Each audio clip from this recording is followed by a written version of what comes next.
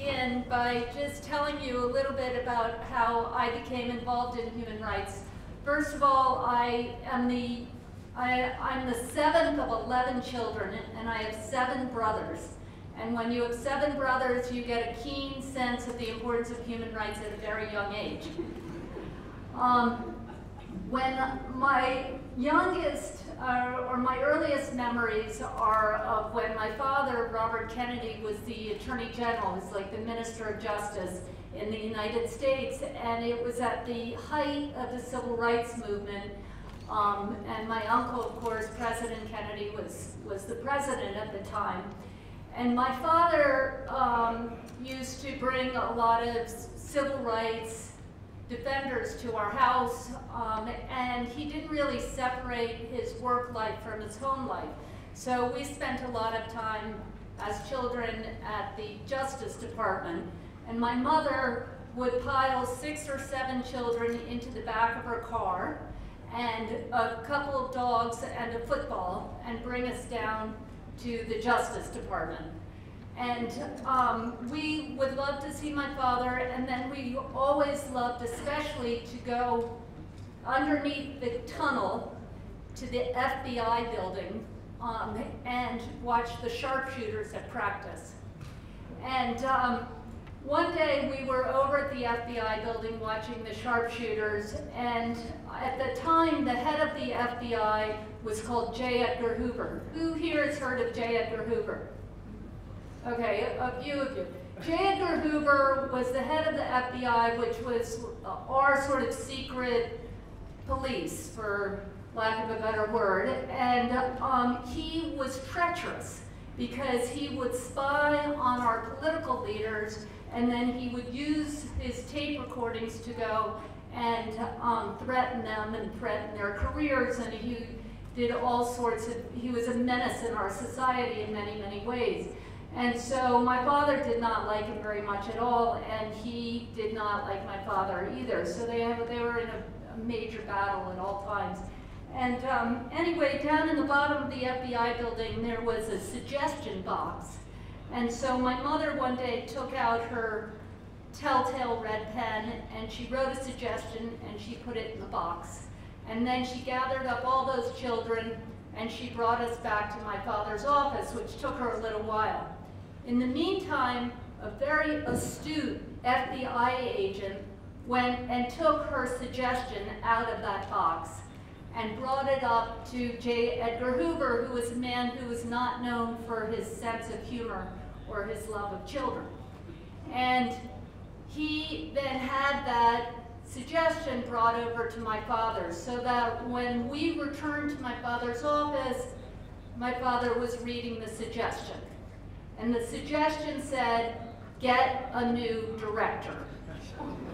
And this was a very early lesson for me in the importance of speaking truth to power. On another occasion, my father wrote a note to me after a visit to his office. And he said, "Dear Kerry, today was historic, not just because of your visit, but because 2 African Americans were registered at the university. It happened just a few minutes ago over the objections of the governor. And I hope these problems are solved by the time you get your head to college." Well, this was very meaningful to me, and still is to this day, because at that time, of course, African Americans in our country were not allowed to go to our public universities. Today, we have Barack Obama as President of the United States, so you can see that there has been a tremendous amount of change. However, over the course of the next several years, even though I had a wonderfully joyful childhood, I was witness to a series of horrific acts which I had a lot of trouble understanding. First, my uncle, President Kennedy, was assassinated because of his political beliefs. 5 years later, when I was 8 years old, Martin Luther King, and then shortly after, my own father, Robert Kennedy, were also assassinated because of their political beliefs. Then when I was 10, I was in 5th grade. A friend of mine whose parents were at my house almost every weekend came to me and told me that her father was beating up her mother. And that was so overwhelming. Domestic violence, what could I do about that? How could I stop it? Should I tell my mother? Should I confront the father? How could I protect my friend? How could I protect this woman? It was so difficult. I didn't know what to do. And then when I was in high school, one of my best friends was gay, and he died of AIDS. And he died in the closet without sharing with anyone what had happened to him, because he was so afraid of the prejudice against people who were gay in my society. He was one of the earliest victims of AIDS in the United States. And then when I was in college, my first year of college, 2 friends of mine went out on a double date with men they just met, and they were taken back to their apartment and raped. And all these things happened, and I didn't know what to do about them. They were just chaotic to me. Just horrible things that happen in the world, and there's nothing you could really do.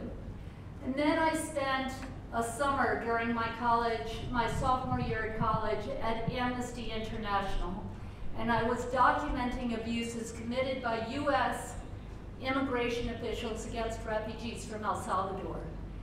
And during that summer, I was horrified to learn about how my country was treating the most destitute people with disdain.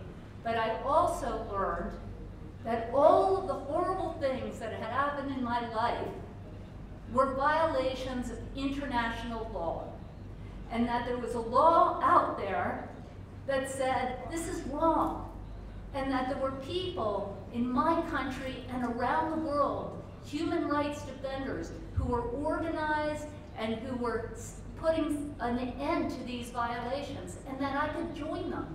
And there was a way forward. There's a way to stop domestic violence. There's a way to stop political violence.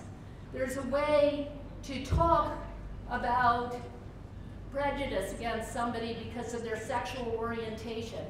And there's a way to protect women. 1 out of 3 women is sexually assaulted during her lifetime around the world. There's a language to talk about these issues.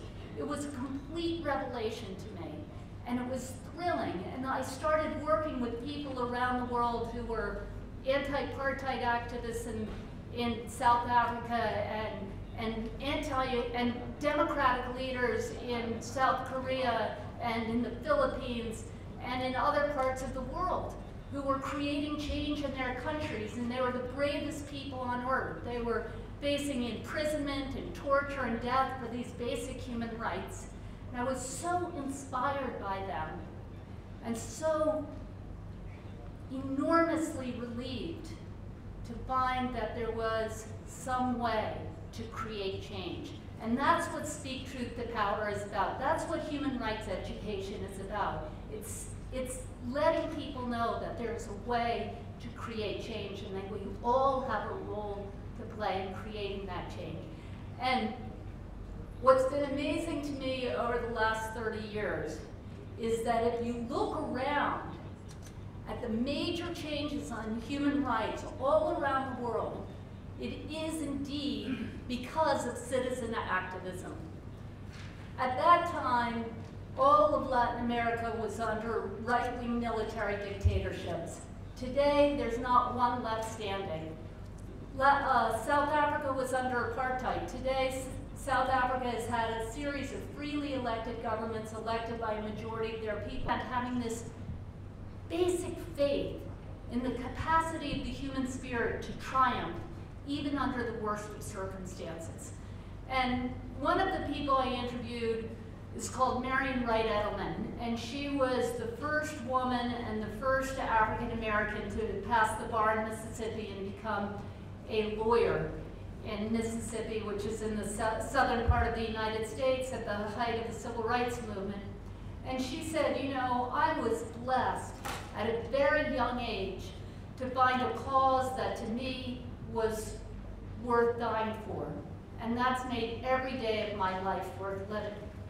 And I think ultimately that's what human rights is all about. It's about sacrificing, not trying to accumulate your own goods and make your pile of goods higher, make your bank account bigger, but saying, what can I do for others?